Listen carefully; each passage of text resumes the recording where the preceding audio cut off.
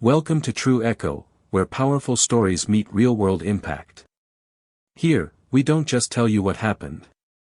We show you the turning point that changed everything. Stories of strength, injustice, and redemption. If you're ready to feel something real, you're in the right place. Saturday morning, sunlight gleamed over the polished storefronts of Madison Avenue like a gold-plated promise.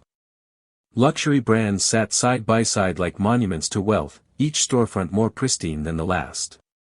Between a boutique florist and a high-end watch dealer stood Café Laval, a marble-laden sanctuary for the city's elite. Inside, jazz hummed low like a well-kept secret, pastries perfumed the air, and not a single napkin was out of place. The door opened with a soft chime. A few heads turned, then one or two didn't turn back. Julian Brooks stepped in. A black man in his mid-40s, he wore a navy blue tailored suit that fit like it had been sewn onto his ambition. Polished shoes. Pocket square. Everything about him suggested precision. Control. Class. But here, in this place, his presence created ripples, small, but sharp. He approached the counter with a quiet nod. "One espresso. For here, please." His voice was smooth. Calm. The barista, a white woman, mid-20s, with a crisp apron and a colder gaze, typed it in mechanically and said, "Sure. We'll call your name when it's ready."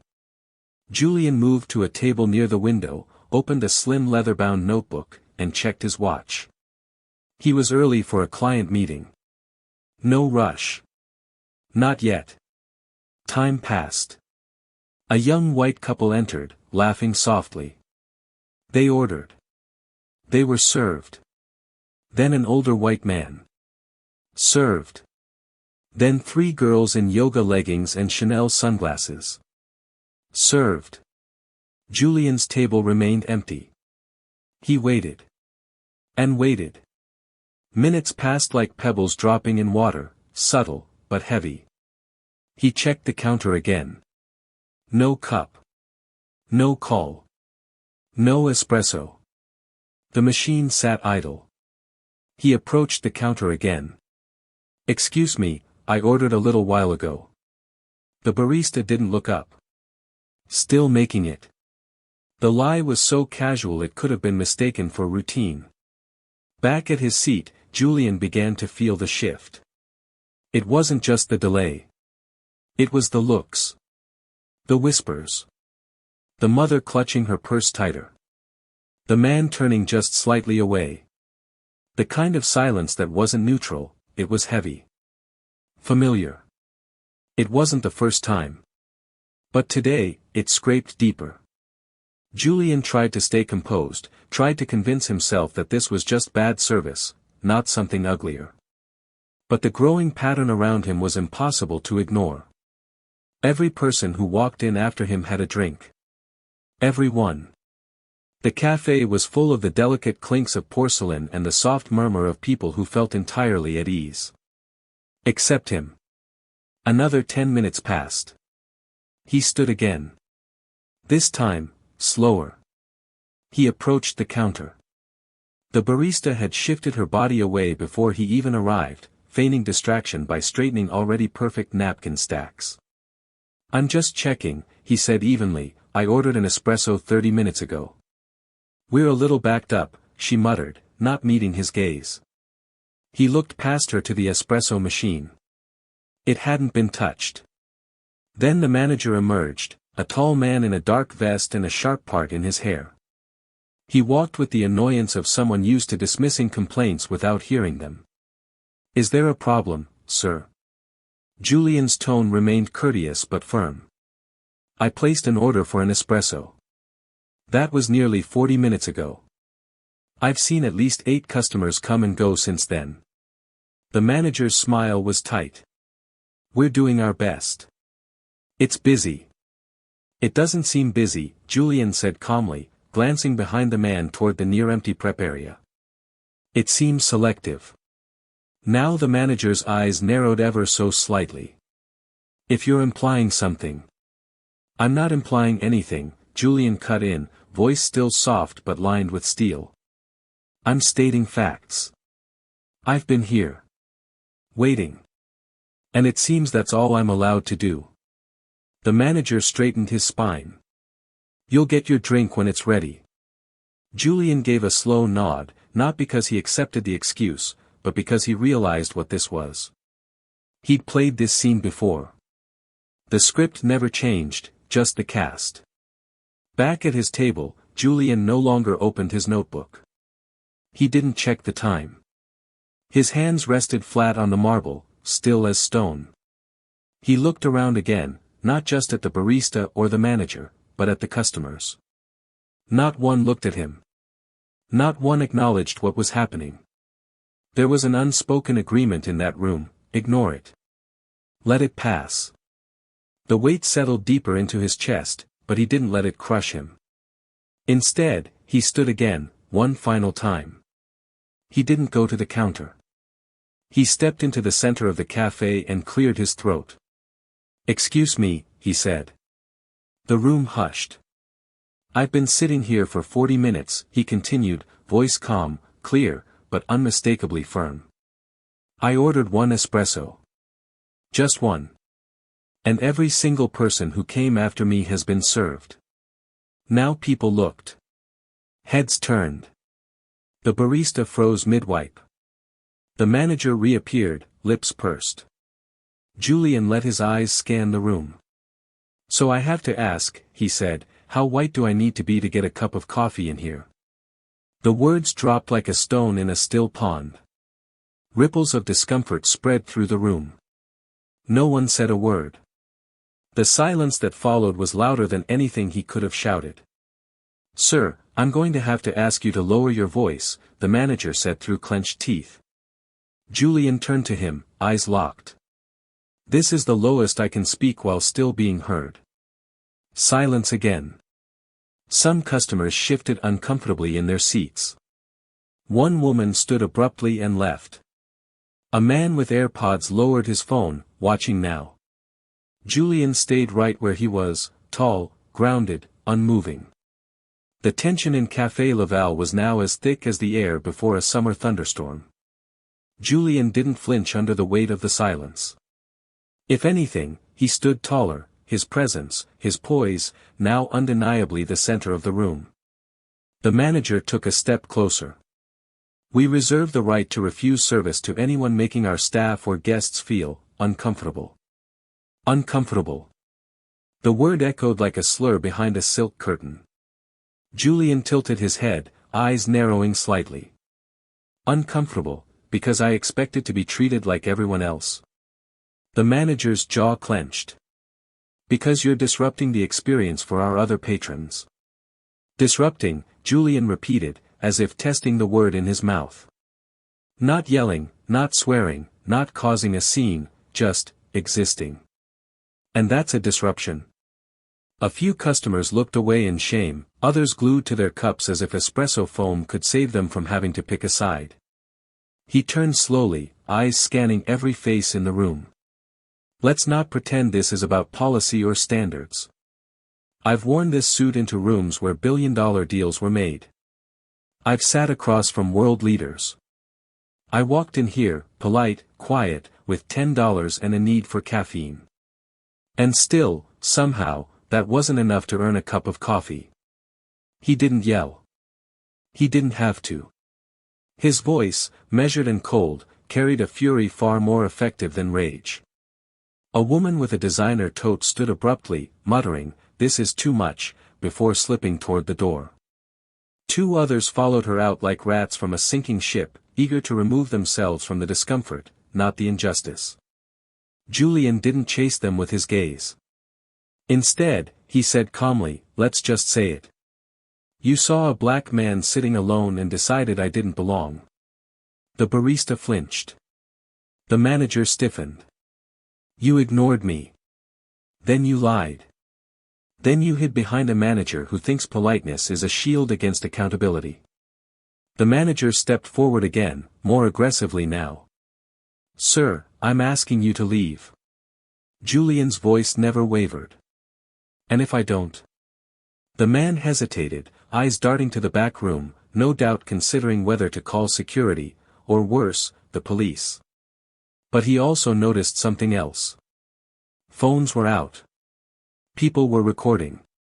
A young man near the wall had lifted his phone quietly, camera trained on the confrontation. Another woman discreetly captured the moment under her scarf. The story was already leaving the cafe. The manager's tone changed. "We'd prefer not to escalate." Julian gave a slight, humorless smile. Too late. It escalated the moment I became a problem just by existing. From a table in the far corner, an older black woman slowly stood. She had sat in silence the entire time, tucked away, unnoticed.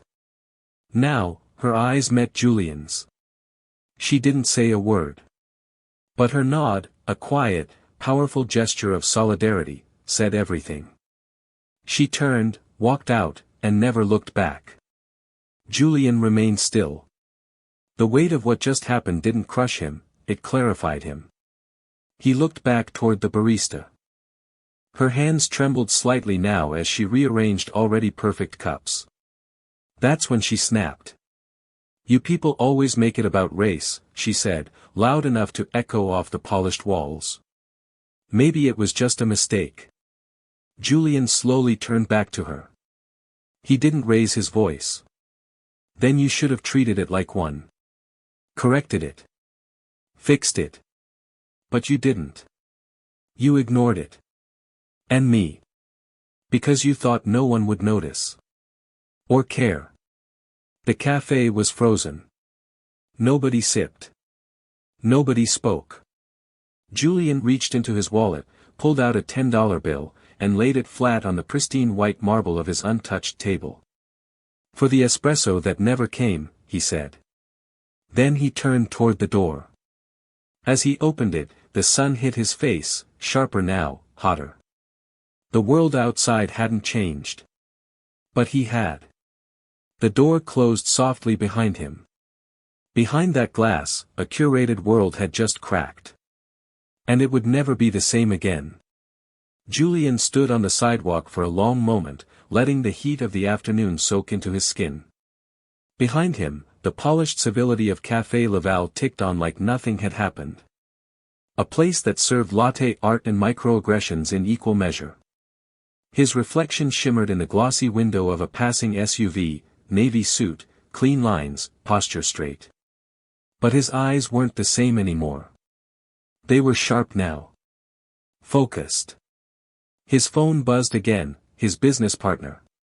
"Still meeting at the cafe?" the message read. Julian didn't reply. Instead, he turned and walked away, each step deliberate. He didn't head toward another cafe. He didn't reschedule. He walked. Block after block. Past luxury stores and marble facades, through crowds that didn't see him, and down streets that had always expected him to be invisible. That walk was more than motion. It was meditation. Every step added clarity. He wasn't angry in the way people assumed black men got angry. He was resolved. Cold. Precise. Ready. By the time he reached the glass-walled building that housed his company, Truthline Media, the sky had begun to shift to gold. The lobby greeted him like always, sleek, modern, understated. But today, it felt like entering a war room. Marlene, his assistant, looked up from her desk. "Hey, everything okay?" "The meeting." "Postpone it," he said. "I need the studio prepped. Camera. Mic. Just me." Marlene blinked but didn't question him. She could feel something had happened. 15 minutes later, Julian sat beneath a single key light. The backdrop was clean. No logos. No graphics. Just him, and a lens. He didn't rehearse. He didn't want polish. He wanted truth.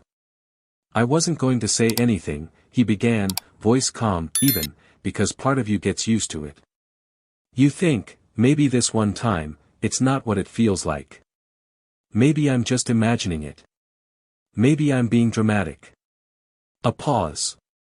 But then I realized, silence isn't neutral. It's a choice. And I'm done choosing quiet.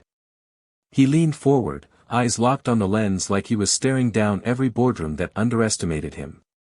Every store that followed him. Every manager who mistook poise for passivity.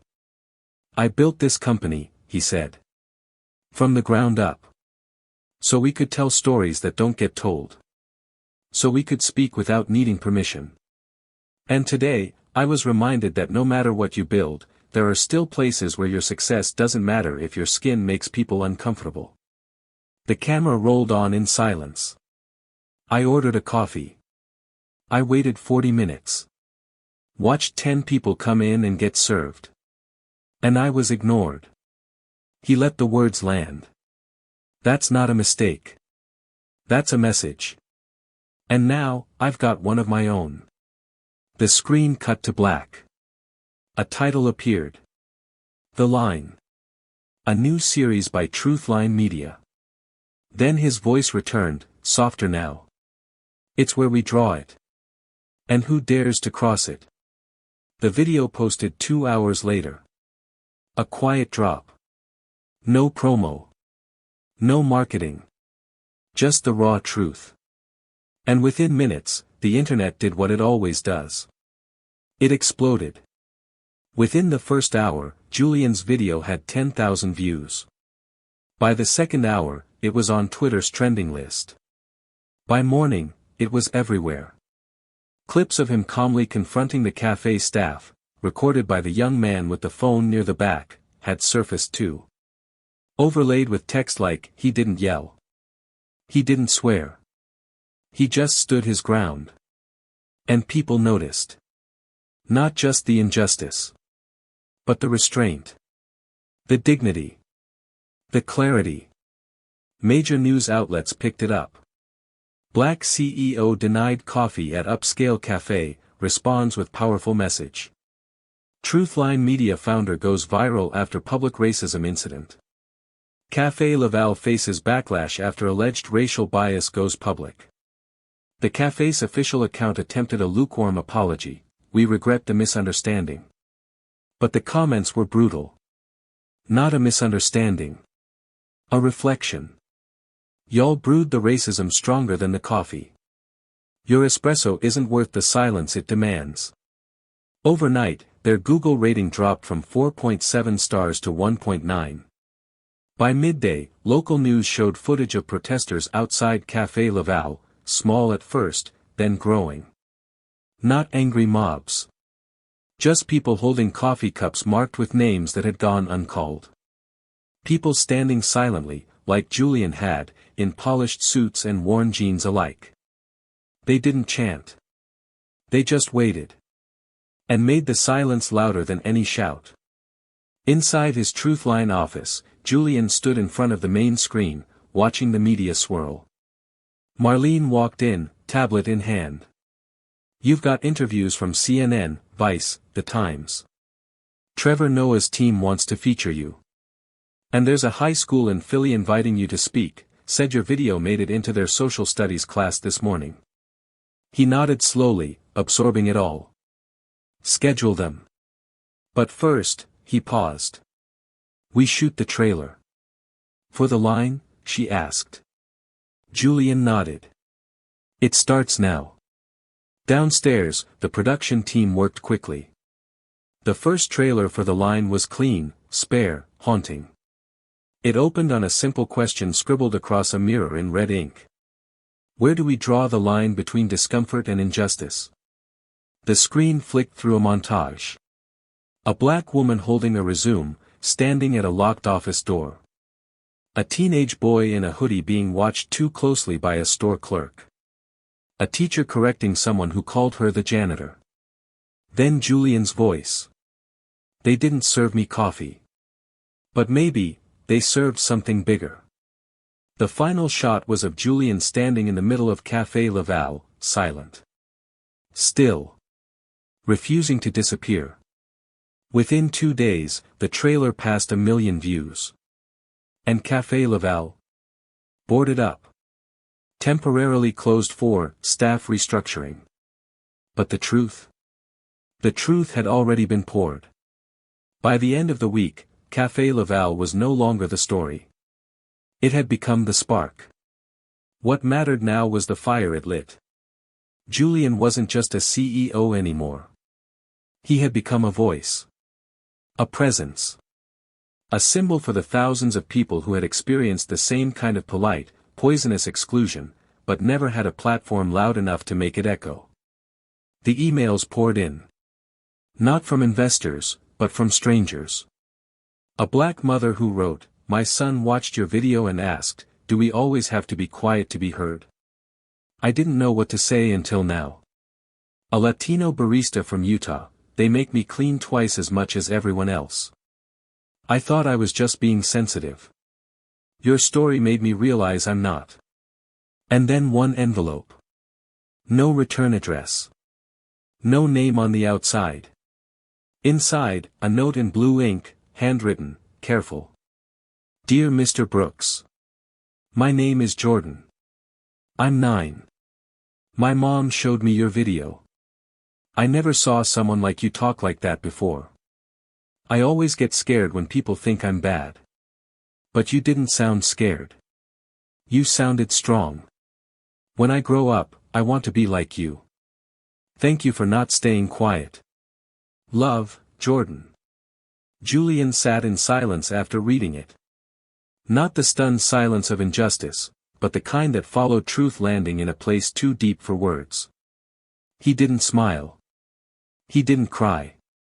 He just sat still, letting it settle into his bones. Later that week, he was invited to speak at a high school in Philadelphia. The auditorium was full, students, faculty, some press. No fancy lights, no big production. Just Julian in a simple gray jacket, holding nothing but his truth. He told them the full story. Not the viral edit, not the headlines. The thing that hurt most, he said, wasn't being ignored. It was realizing I almost said nothing. That I almost left, quietly. Again. He paused, eyes sweeping the room. Dozens of young faces stared back at him. I didn't speak up because I wanted attention. I spoke up because silence keeps systems running. Sometimes the loudest protest is refusing to shrink. When he finished, the room was quiet. Then, a single clap. Then another. It wasn't thunderous applause. It was steady. Grounded. Like respect that didn't need spectacle to be real. Backstage, a teenage girl approached him. Hoodie. Backpack. Nervous eyes. She looked maybe 16. My mom watched your video, she said. She cried. Said she never thought someone could say the truth and still win. Julian nodded slowly. You always win when you tell the truth, he said. Even if it takes the world a while to catch up. That night, Julian sat alone in his apartment. The city glowed beyond the tall windows, muted yellows, blinking reds, streams of white light winding through intersections like rivers of motion and noise. But inside, it was quiet.